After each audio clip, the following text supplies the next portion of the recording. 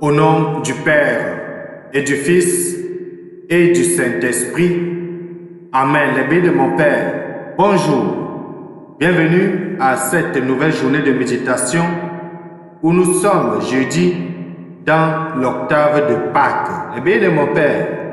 Nous sommes tous depuis en train de lire le témoignage de ceux qui affirment, mais surtout des personnes qui ont rencontré le Seigneur ressuscité d'entre les morts. Et nous constatons quelque chose de beau que nous allons voir dans les textes de lecture d'aujourd'hui, dont la première lecture est tirée du livre des Actes des Apôtres, au chapitre 3, les versets 11 à 26, dans lequel nous voyons encore une fois de plus Pierre en train d'instruire le peuple sur la résurrection du Seigneur Jésus-Christ, en rappelant que le temps qu'eux y vivent, Pierre et même nous aujourd'hui, c'est le temps dont les prophètes ont souhaité vivre.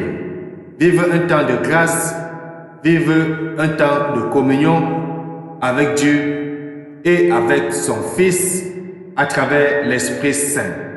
Ensuite, nous allons continuer la lecture de l'Évangile de Jésus-Christ selon Saint Luc, au chapitre 24, les versets 35 à 48, dans lequel nous voyons l'histoire racontée par les disciples d'Emmaüs, mais pendant qu'ils racontent cela, la présence de Jésus au milieu d'eux. Eh bien, de mon Père, cela est bien à savoir que dans tout ce que nous faisons, dans notre vie de tous les jours, nous marchons avec le Christ à côté de nous et il nous accompagne le long de la route. Tournons à présent nos cœurs et nos sens. Ouvrons nos textes bibliques de ce matin et les bénis de mon Père à chacun et à chacune. Bienvenue. Dieu bénit ton peuple, donne-lui la paix. Rendez au Seigneur, vous les dieux, rendez au Seigneur gloire et puissance. Rendez au Seigneur la gloire de son nom, adorez le Seigneur, éblouissant de sainteté. Tournons-nous vers Dieu, lui qui est éblouissant de sainteté, et prions.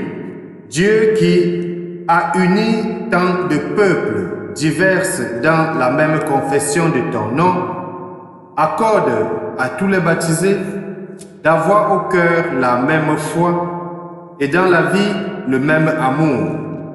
Nous te le demandons par Jésus-Christ, ton Fils bien-aimé, lui qui vit et règne avec toi dans l'unité du Saint-Esprit, Dieu maintenant et pour des siècles et des siècles. Amen. Je vous invite, les bénis de mon Père, chacun à ouvrir sa Bible au texte des Actes des Apôtres au chapitre 3, de lire les versets 11 à 26 et de continuer notre méditation avec le psaume 8. Dieu bénit ton peuple, donne-lui la paix. La voix du Seigneur domine les eaux, le Seigneur domine la masse des eaux.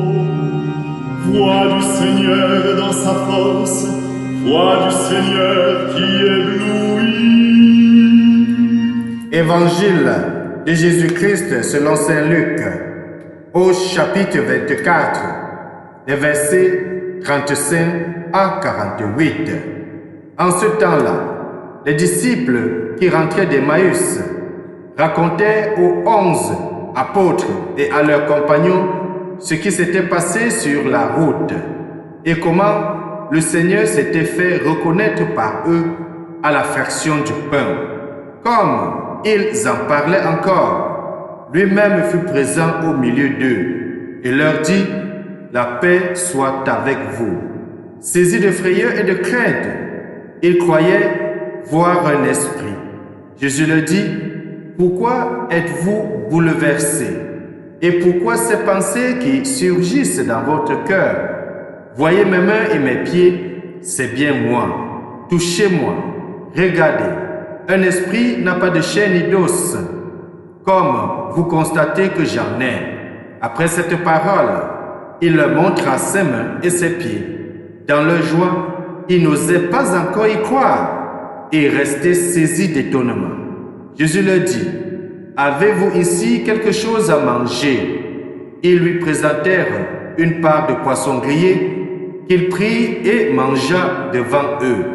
Puis il leur déclara, « Voici les paroles que je vous ai dites quand j'étais encore avec vous.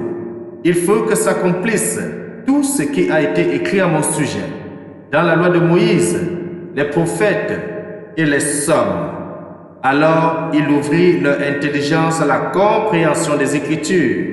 Il leur dit, « Ainsi est-il écrit que le Christ souffrirait, qu'il ressusciterait d'entre les morts le troisième jour, et que la conversion serait proclamée en son nom pour le pardon des péchés à toutes les nations, en commençant par Jérusalem. À vous d'en être les témoins. Acclamons la parole de Dieu. Louange à toi, Seigneur Jésus-Christ. Ainsi est-il écrit que le Christ souffrirait, qu'il ressusciterait d'entre les morts le troisième jour. La bénie de mon Père, c'est un rappel de l'écriture que notre Seigneur Jésus-Christ fait aujourd'hui à ses disciples qui sont, il faut le dire, d'abord étonnés, qui sont dans la peur, qui sont craintifs, mais qui sont aussi en joie. Au-delà de leur joie, il y a toujours un doute qui reste en eux. Puisque l'Évangile dit, dans leur joie, ils n'osaient pas encore y croire et restaient saisis d'étonnement. Cela nous ressemble, chacun de nous. Face à une situation, nous sommes parfois remplis d'étonnement, nous sommes parfois saisis même de crainte. Et surtout dans la foi, nous voyons cette pédagogie de notre Seigneur Jésus-Christ dans l'Évangile qui montre que Dieu est toujours présent dans la vie de l'homme. Dieu est toujours présent dans la vie de ceux qui cheminent avec lui, de ceux qui le cherchent. Dieu est toujours présent dans ta vie, dans ma vie, et il chemine avec nous. Il faut le dire et le redire avec insistance. Cette semaine pascale nous réserve joie sur joie et révélation sur révélation. Nous n'en finirons jamais de nous réjouir de ces récits de résurrection se montrant à ses intimes et de la grande joie intérieure qu'il donne à chacun de nous. Je l'ai souligné depuis l'autre jour, la résurrection nous amène à l'espérance.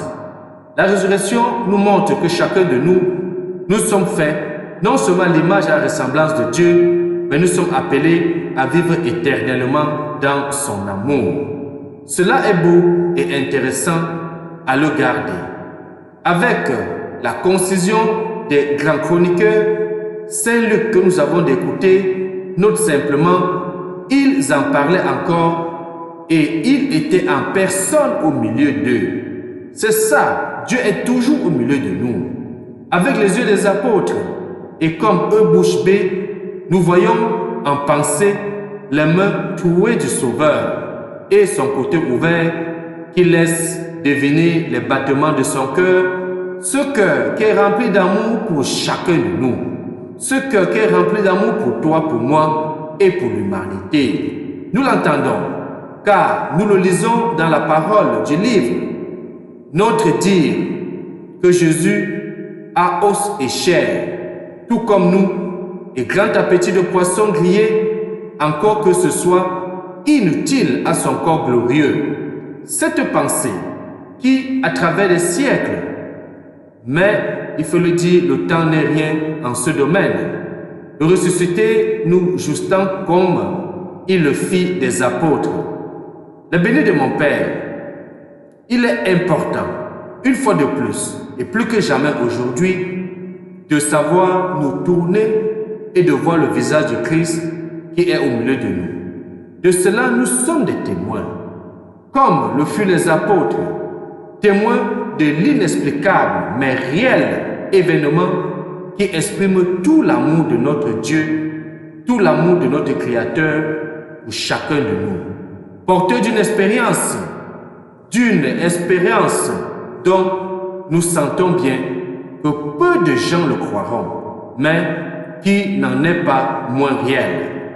Qui pourrait dire que nous n'avons pas tenu en nos mains le corps du ressuscité, nous qui le recevons à sa sainte Eucharistie? C'est là la profondeur de notre foi. Les disciples ont touché le Christ ressuscité, mais toi, moi, chaque fois que nous allons à la messe, nous touchons ce Christ ressuscité à travers la sainte hostie qu'on dépose dans nos mains. Non seulement nous le touchons, mais nous le prenons pour nourriture, à travers la communion que nous prenons. Cela doit, à mon humble avis, transformer notre regard sur l'Eucharistie, transformer notre façon de nous approcher à l'autel de l'Eucharistie, transformer notre façon de communier. C'est le Christ glorieux qui se tient au milieu de nous. C'est le Christ ressuscité, éternellement présent, qui se donne à chacun de nous pour nourriture, mais aussi pour boisson. Qu'il bénisse chacun de nous, lui qui est au milieu de toi, lui qui est à côté de toi, au nom du Père et du Fils et du Saint-Esprit. Amen. Bonne journée.